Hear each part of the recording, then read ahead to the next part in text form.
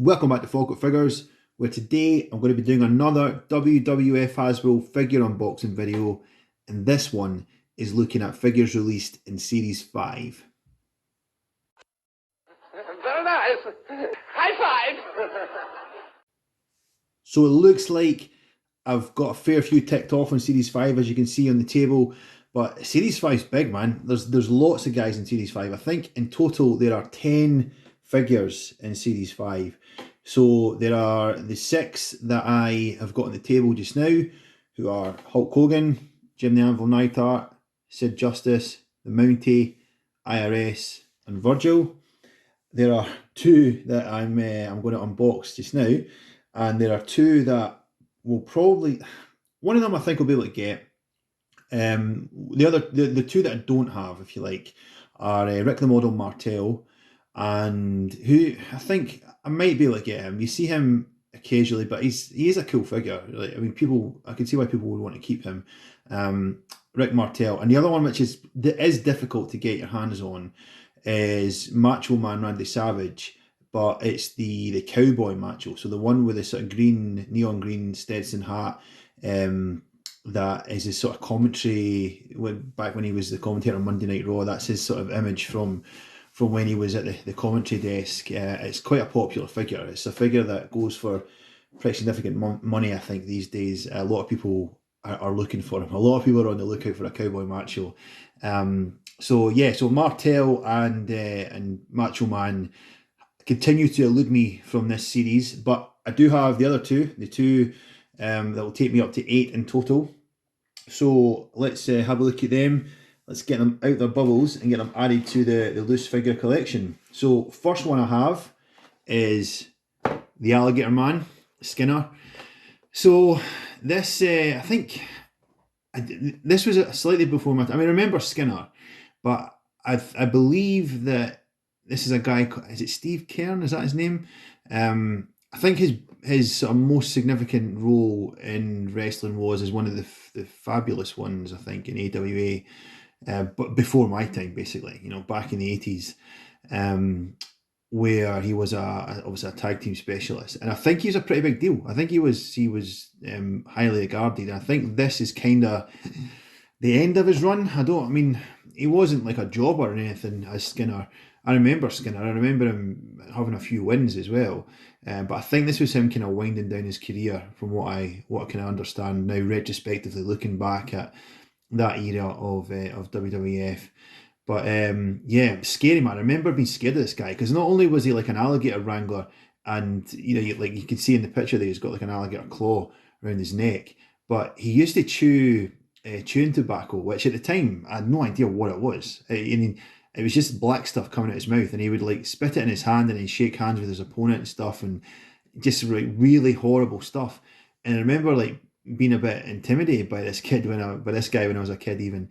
I was at primary school watching that and thinking, oh, I wouldn't want to meet Skinner, like he's scary. But anyway, let's take him off the card and have a look at his Hasbro. So maybe I should have said beforehand, card and bubble both in really bad condition. I think I've just done that just now. I've just made that crease in the card just now, but the top of it was all bent over when I got it, and the bubble is completely yellowed. It's not in very good shape at all. I don't know if is there cracks in it? Usually when there's yellow and there's cracks, because it just takes, yeah, there is cracks at the top. But who cares, because we're not keeping it on card. So here's Skinner. So Skinner has this kind of weird move. I don't know what the logic was with that. Ultimate Warrior has it. Ultimate Warrior number 3 has the same move, and Giant Gonzalez has this move. Now, I see people doing that with them, with all 3 of those figures, Gonzalez and Ultimate Warrior and Skinner, pushing their head down and making their arms go crazy, like they're having some kind of epileptic fit, or doing the floss maybe. But I don't think that's I think what is meant to happen is you're meant to have like an opponent on the floor, and then like move the arm so that they stomp like on the head of I think that's the logic behind it. I think so.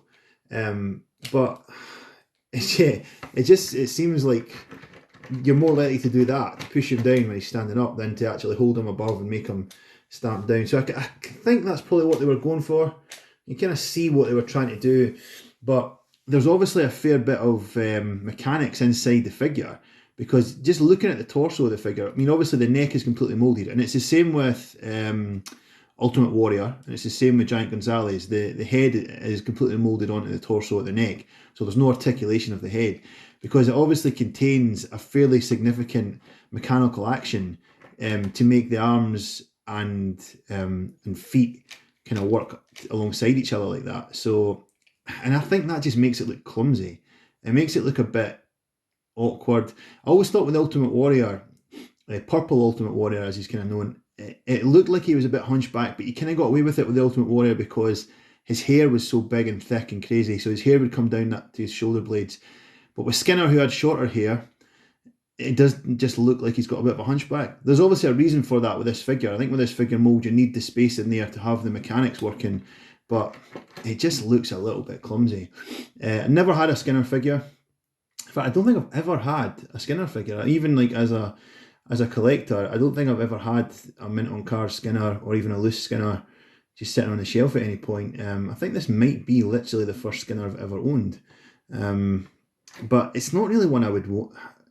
Obviously, it's a Hasbro, so I want it, but it's not really one I would go after, you know, unless I was like trying to collect like all the Series 5, for example. I don't think I'd be inclined to go for Skinner, because I think there are figures I'd want more than him. A lot of figures in the line I'd want more than him. Yeah, even just like the way that his feet go into his boots, it just doesn't look right at all. You know, it looks like, obviously, like Skinner used to have his jeans sort of tucked into his boots, so there'd be a little bit of a kind of muffin toppy thing going on at the top of his boots, but nothing like that. I mean, that's like a proper mushroom at the top of his boots. It just looks a bit wrong.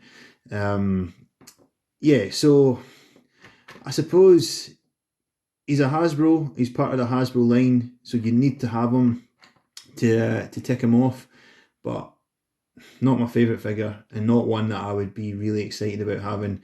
I've just noticed actually that he's got one long sleeve and one short sleeve. I didn't realise that before. That's a nice kind of detail, I suppose, because I suppose that would be like if he's been wrestling with an alligator and had a sleeve ripped off. That is actually pretty cool. I didn't notice that before at all. I wouldn't have told you that about a Skinner figure. They have one long sleeve and one short sleeve. Yeah, that's a nice detail.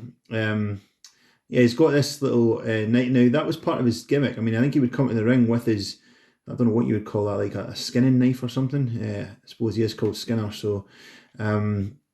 But yeah, or a fillet knife maybe. But he would come to the ring with that, and I've heard a few people say that should have been an accessory rather than being moulded on like that. He should have had a little knife that clips on, or at least that he holds or something. But he never really held it as a knife. I don't ever remember him taking it out of that sheath. Like, it was on his belt. You know, I remember it being on his belt, but never been something that he would compare. But why would you brandish a weapon in a family-friendly sports entertainment environment? A dangerous weapon like that, like a big butcher knife. But yeah, so I've heard that complaint be made that he should have had that as an accessory rather than a moulded on part of the figure. But I mean, on that note, it's the same mechanical action as the other two, as Gonzalez and Ultimate Warrior, but it's a completely unique mold, you know, because neither Gonzalez nor Warrior had a knife molded on, and they didn't have this open shirt. So I mean, it is a completely unique figure mold that's been used, which is something, I suppose. But yeah, not a figure I get too excited about, not a figure I go out my way to get, but one that you need if you're going to tick them all off. So the next one I have from Series 5 is a guy that I have a little bit more time for than Skinner, but not much. And that's this guy, the Warlord. So this guy, I mean, his big run in the what was it? Was it Powers of Pain? The Warlord and the Barbarian. Is that what they were called? The tag team. That was his kind of big time, his big run, I think, in the WWF. So again, a bit like Skinner, I think this was kind of coming towards the end of his career when he had the solo run as a Warlord. But I remember him being a bit of a jobber. I mean, I think he got knocked out of Royal Rumble and like instantly. You know, not like a record time or anything, not like a Luke the Bushwhacker 1 second in and out, but I think he was like in the ring then clotheslined out by somebody in the Royal Rumble one year, and I just don't remember taking this guy very seriously, the Warlord. So, and the other kind of strong memory I've got of the Warlord figure as a Hasbro. I don't think I had him. I think my cousin might have, but I don't think I had him. But I remember going into a Woolworths once and looking for wrestlers, and literally the only figure they had was the Warlord. And it wasn't just like they had three of them; they had like 100 of them. Just that was it, and no one was touching them. And I don't think, obviously, I didn't have him as a figure, so I didn't buy him that day. But I just remember, even at that age, thinking, "Ugh, garbage. Like, who wants a Warlord?" Because it's obviously it's not Hulk Hogan, it's not Randy Savage, it's not even like the Undertaker or anything. It's a Warlord, and who wants a Warlord? So, but obviously, as a collector, as an adult collector, as they say, our perceptions of these figures change, and you don't just want the ones that are your favourites, you don't just want the ones you want to play with, you want them all. You want to have the entire collection. So Warlord is coming off the card. Again, it's kind of similar to Skinner, not a great card. I think the bubble's intact though. There's no a couple of dents, but there are no splits or anything to the bubble. But let's have a look at him. So he's got, I always like it when you take a figure out and the action is nice and stiff. There we go. He has, and I've complained a bit about, like, obviously I complain about moves all the time. I mean, I remember complaining about some jumpers moves. I've obviously just complained about what is Skinner's move meant to be, but this move is spot on for the Warlord. Because he was big. He was like his whole image was like he was a big, intimidating, scary guy, even though he didn't have the success to match it, I think, in the ring. But he probably would have ran through a few jobbers at a couple of TV tapings. So, having this power move like Hogan did in Series 1 or Ultimate Warrior did in Series 2, or the Sid Justice move, I suppose, in this series, that really matches his character. So that's pretty good. But beyond that, he suffers from the same problem that the Legion of Doom suffer from, because this is his entrance gear. He didn't wrestle like this. He didn't have this like Terminator head thing on when he wrestled. He didn't have this. What even is this? It's like, I don't know, it's like modified football pad. So yeah, LED that he's got on. But he would take all that stuff off before he got in the ring. So having a wrestling match with a Warlord in his entrance gear feels sort of clumsy. It doesn't feel completely right. The same way as when you were having LOD matches, you always wanted them to be able to have them without the pads on. But yeah, so Warlord, same issue as that. But this figure, I mean, it's absolutely mint. It's pristine. Its joints are really stiff. The action's really stiff. No sun fading or anything like that. The paint detail, I mean, there's obviously some details on his knee pads and on his boots and stuff, and they all look completely perfect. I mean, this is a flawless figure. So from that point of view, always happy when you take a guy out of the packet and he's minty mint like this. I mean, that is mint. That is a mint figure. But yeah, not one of my favourite figures. Again, just like Skinner, not one that I would have gone out my way to get my hands on, or anything like that. One thing about that, I was talking about Skinner maybe should have had his knife as an accessory. Warlord, similar thing with him. He used to come down with, like, I mean, I don't even know what you would call it. It was just like a stick that had a big W on the end. A scepter, maybe? Was that what it was? And it was really part of his gimmick. It was part of his character. And I've heard a lot of people say online that they think, the Hasbros that should have accessories that don't. Warlord comes up quite a lot as somebody who should have that as an accessory, that stick, that scepter that he used to have, and he obviously doesn't have it. Now, I think probably the reason for that is that he's got this move. He's got the power move where the hands are open to pick up somebody and throw them across the ring. And that means he can't hold anything. So anybody that's got an accessory they can hold, they have a hand molded, like, for example, Mountie over here. He's got his shock stick and his hands are molded to hold it. Same with Boss Man, same with Hacksaw Jim Duggan, same with the Macho King. If you have an accessory that you're supposed to hold, your hands are molded to hold it. But this move doesn't allow for that. And I think it's probably better to have the Warlord with this move than to have him doing another move just so he can hold that accessory.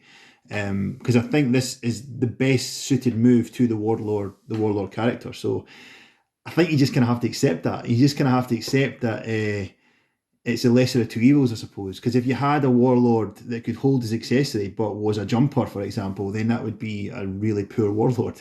But this warlord's got the power move that fits with his gimmick. If that means he can't hold his accessory, then fair enough, I think. So yeah, two more ticked off. Now, I mean, that's 8 out of the 10 I need for Series 5, and to be honest, it's not a hugely strong series. I mean, if you look at the guys that are on the table, there's no absolute classics in there. And even the two that I don't have, Rick Martel and the Cowboy Macho, I mean, they're probably the two favourites out of the whole of Series 5. Those are the two that people would want to have because Rick Martel's a cool figure. I like the Rick Martel mould, the Rick Martel move that Shawn Michaels has, Marty Jannetty, Macho Man #1. That's probably one of my favourite figure moulds at the whole line. And Rick Martel has it, and he's a cool figure from that point of view. And it also looks like him, you know. It looks, and he's in ring attire as well. He's wearing his pink tights, and then the Cowboy Macho is just so different. You know, he's so unique, and because you've got your in ring attire matches. You've got 3 of them. You've got Series 1, Series 2, Series 3 that all have they're in their tights, they're ready to go, they're ready to wrestle. But Cowboy Macho, obviously, he's in his entrance gear, so you can kind of forgive that because you have the other versions of Macho Man. But yeah, it's the other two that are probably the most desirable in this series, and they'll be the two that I'll have to put a bit of work in to get my hands on. But I will eventually get them, and I'll get them off the cards and conclude this series. So, and that'll probably be. I mean, I'm close to finishing Series 2 as well, but I need Dusty Rhodes. So that's highly unlikely to happen. So it might be that Series 5 is the first one that I can tick off. Anyway, so that's that for the video. Hopefully you enjoyed that. Hopefully you liked seeing Skinner and Warlord even. I keep wanting to call him Wardlow from AEW, but Warlord is his name. Yeah, so Warlord and Skinner, hopefully you liked seeing those guys. They are unique figures, as I said. If you did enjoy that, please hit the like button, leave me a comment, subscribe to the channel, hit the notification bell, share the video through social media. Stay safe, and we'll speak soon.